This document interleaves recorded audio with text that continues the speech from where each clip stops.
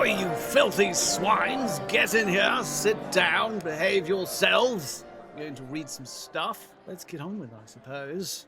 The one concern I have for AI is that it will potentially degrade our ability to solve problems and to think for ourselves, because it will be so convenient. It will do all of that thinking for us. And I know there have been other instances in the past where technologies have seemed too good to be true, like the calculator for kids learning math, being told by their teachers that it's going to make them incapable of actually understanding mathematics and whatever. But I think AI is much broader in its capacity to steal from us our need to solve problems. And that could be a problem in itself, because maybe raising a generation of people who are incapable of doing anything but following. But anyway, this article on New York Times, written by Brian X. Chen, or was that Z. Chen? I don't know, sir. AI is giving you a personalized internet, but you have no say in it. The relentless addition of artificial intelligence in popular apps raises questions about what's at stake. The answer: the future of the internet and its lifeblood, digital advertising. So we're worried about the money that this website gets, maybe from advertising, but I think there was a larger consequences that are more concerning. Early in the new year, when millions of people logged into Google Mail, they were confronted with a tool they hadn't signed up for. Gemini, Google's artificially intelligent assistant, was summarizing their emails. The shift felt similar to what happened 2 years ago when the company started showing AI overviews or automatically generated responses to people's questions at the top of Google's search results with no ability to opt out. Google's tactics mirrored Meta's deployment of its own AI chatbot, Meta AI, which became an unremovable tool inside apps, including Instagram, WhatsApp, and Messenger. Having done my AI audit, 2 years ago, it's been a while since I really dug into any of these other chatbots. I'm pretty biased towards Grok. I think I decided Grok is the best, and I'll just use Grok. But Meta stood out as a pretty close second in many ways because of the really useful structure to the replies. Lots of bullet pointed and numerical lists and stuff, which was pretty useful. Anyway, the impact of this AI takeover has been subtle but significant. The internet is beginning to look different for everyone, with tailored ads, bespoke advice, and unique product prices shown to people depending on what they say to their chatbots. And there is typically no off switch. To put it another way, the tech industry is making a personalized internet just for you, but you have no say in it. These tools are sold to us as more powerful, but we have less say in things, said Sasha Lucchioni, a researcher who focuses on AI ethics at Hugging Face, an AI company. It's on us to opt out, and it's usually pretty complicated and not very clear what we should be opting out of.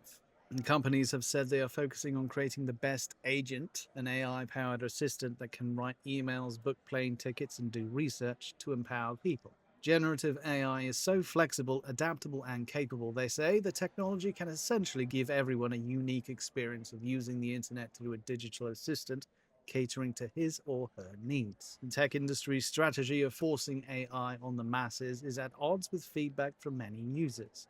Americans are generally more concerned than excited about AI in their daily lives, with the majority saying they want more control over how the technology is used, according to a survey last spring by Pew Research Center. Stinky research. Google said in a statement that people found AI-powered search to be more helpful and were coming back to do more searches as a result.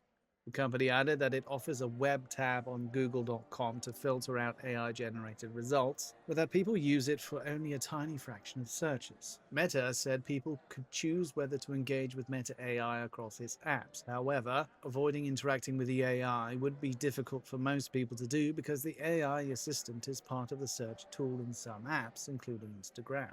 The insistence on AI everywhere, with little or no option to turn it off, raises an important question about what's in it for the internet companies. AI chatbots, including Gemini and OpenAI's ChatGPT, are enormously expensive to operate and have not directly generated profits for companies through subscription fees, because many people use their free features. Behind the scenes, the companies are laying the groundwork for a digital advertising economy that could drive the future of the internet.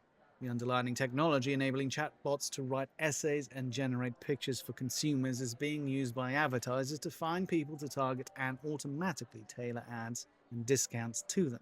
Smaller brands and online retailers that fail to adapt could get lost in the AI-generated noise. Yes, and also tailoring things specifically for you, there comes a point where instead of it responding to you, instead of you imprinting upon it, perhaps it starts to imprint upon you so that you become guided by it, which is basically the way that advertising goes. They try and grab your attention and guide you towards spending your money in certain areas. So this is one of my concerns, that maybe instead of being something that amplifies us, it could be something that imprints upon us and forces behaviors on us. Last month, OpenAI said it would begin showing ads in the free version of ChatGPT based on what people were asking the chatbot and what they had looked for in the past.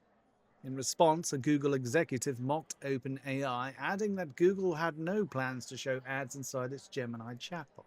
What he didn't mention, however, was that Google, whose profits are largely derived from online ads, shows advertising on Google.com based on user interactions with the AI chatbot built into its search engine. So basically, he was being a hypocrite. Naughty. The New York Times has sued OpenAI and Microsoft, claiming copyright infringement of news content related to AI systems. The two companies have denied the suit's claims. Fair enough. For the past 6 years, as regulators have cracked down on data privacy, the tech giants and online ad industry have moved away from tracking people's activities across mobile apps and websites to determine what ads to show them. Companies including Meta and Google had come up with methods to target people with relevant ads without sharing users' personal data with third-party marketers. When ChatGPT and other AI chatbots emerged about 4 years ago, the company saw an opportunity. The conversational interface of a chatty companion encouraged the user to voluntarily share data about themselves, such as their hobbies, health conditions, and products they were shopping for. The strategy already appears to be working. Web search queries are up industry-wide, including for Google and Bing, which have been incorporating AI chatbots into their search tools. That's in large part because people prod chatbot-powered search engines with more questions and follow-up requests, revealing their intentions and interests much more explicitly than when they typed a few keywords for a traditional search. Because chatbots are helping companies collect more detailed, intimate information about people's interests, the newer forms of digital advertising can feel more invasive and uncanny, experts say. Based on what a person has been saying to a chatbot, among other data sources, both Meta's and Google's newer advertising systems could potentially infer, for instance, that a person likes to run in the winter and then use AI to automatically create an ad on Instagram or Google with marketing language about the durability of a pair of shoes in cold weather. Yes, very clever advertising could be done. All sorts of other things could also be done to try and shepherd people based on information that they have volunteered up. Things that could be used against them or to induce negative responses, perhaps. For brands, the key is to personalize an ad enough without making it noticeable that AI was involved, said Luke Stillman, the managing director of Madison and Wall, consulting firm for online merchants that do advertising. I think of all of this AI optimization as bad plastic surgery, Mr. Stillman said. You notice the ones that stand out, but you don't notice the ones that are still standing behind the curtain. The information gleaned from chats with Google's AI and other data could also eventually affect the prices different people see for the same product. Last month, Google unveiled an AI-powered shopping tool that it developed with retail companies including Shopify, Target, and Walmart. Lindsay Owens, executive director of the Groundwork Collaborative, a non-profit that focuses on economic issues, called Google AI Shopping Framework an example of surveillance capitalism that could eventually be used to goad people into spending more. Exactly, you can shepherd people into doing all sorts of things if you know how to push their buttons, if you know enough about them, and you could effectively run a shadow profile on them. See, in a way, all of this information that's being gathered about us is creating a shadow of us that can be used to predict the kinds of things that we want in order to sell those things to us, but also potentially could be used to politicize us as well and do all sorts of mass public influencing, which I think is one of the reasons why intersectionality has become so popular, because it enables the targeting of specific groups, and that overlaps very neatly with a lot of these advertising systems and AI. Just my paranoid thought there. The new technology could help merchants automatically base their product prices on information that consumers have shared with a chatbot, such as their personal budget, among other data sources. Google said it prohibits retailers from inflating prices shown on its results. A clothing brand, for example, could offer a $32 discount on a $120 jacket to a more frugal shopper, but offer the same jacket at full price to someone with a higher budget. Knowing my spouse's birthday is tomorrow is of interest to a retailer because they can charge me more for flowers, Dr. Owen said. This could change shopping as we know it. Well, that's a bit worrying, isn't it? What if I want a discount? What if I don't like that?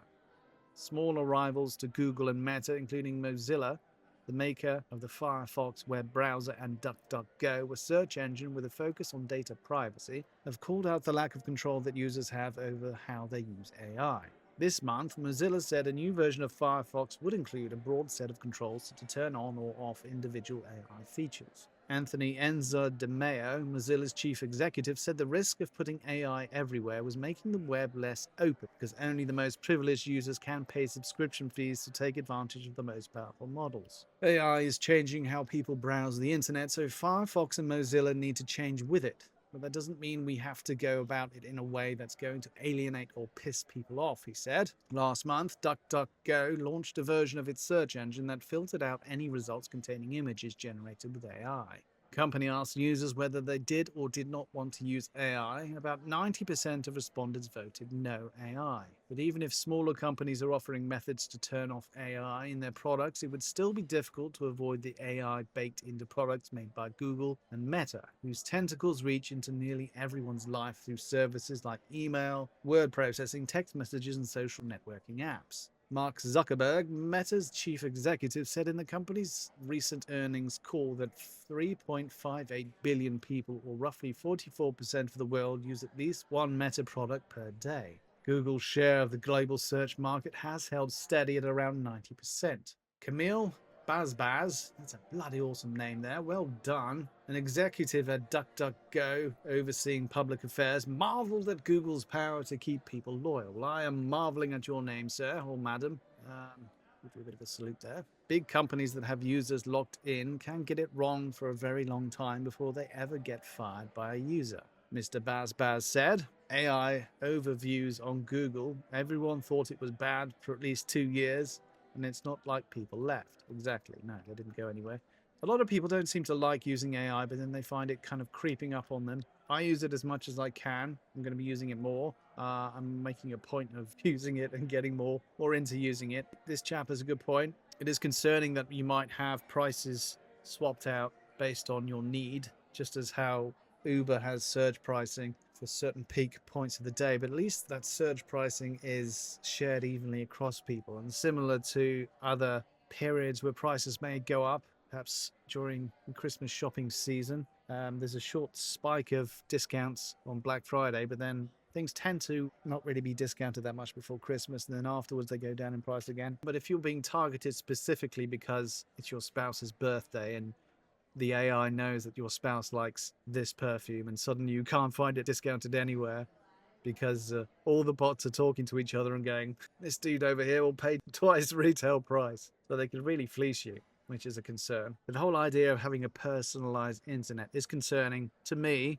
because I'm wondering to what degree these AI systems will influence us as opposed to us influencing it. And I would hope it would be trying to serve us and not the other way around, but I'm not so sure that that's going to be the case, because if you can monetize manipulating, then those things will happen. I'm pretty sure. I mean, it happens naturally.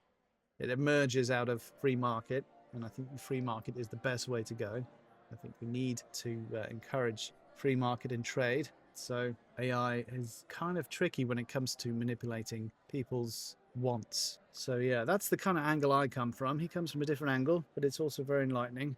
It's an interesting subject, and it's only going to get more and more as the AI becomes more well versed on who we are and what we like.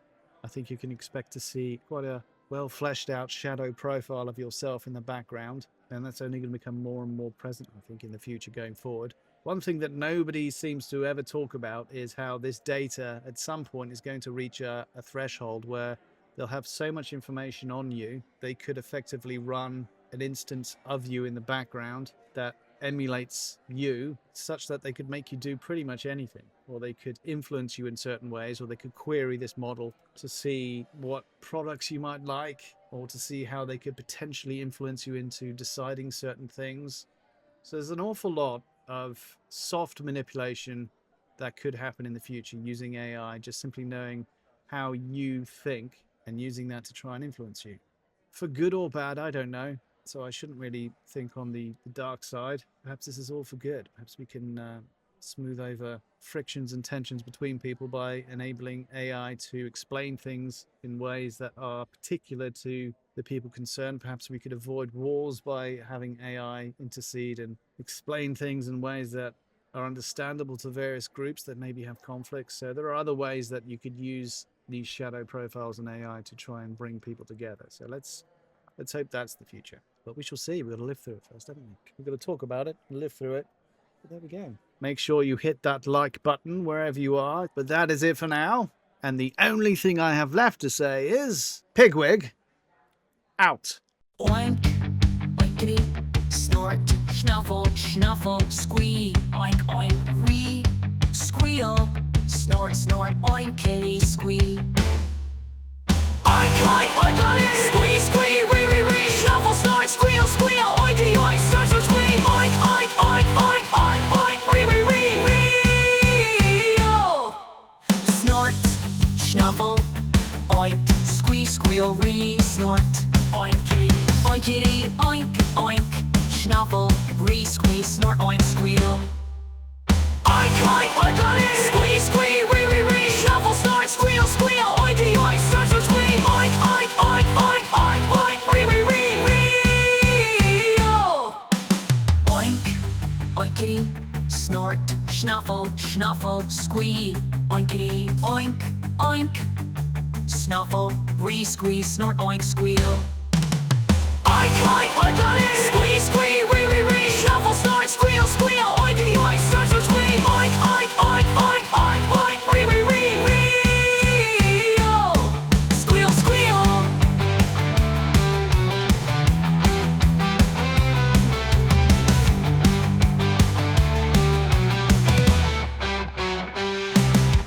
Snort, snuffle, oink, re, squeal, re, snort, oinky, oinkity, oink, oink, oink, snuffle, re, squee, snort, oink, squeal, oink, oink, oinkity, squee, squee, re, re, re, snuffle, snort, squeal, squeal, oinky, oink, snort, snort, squee, oink, oink, oink, oink, oink, oink, re, re, re, re, oh. Squeal, squeal, snort, snuffle,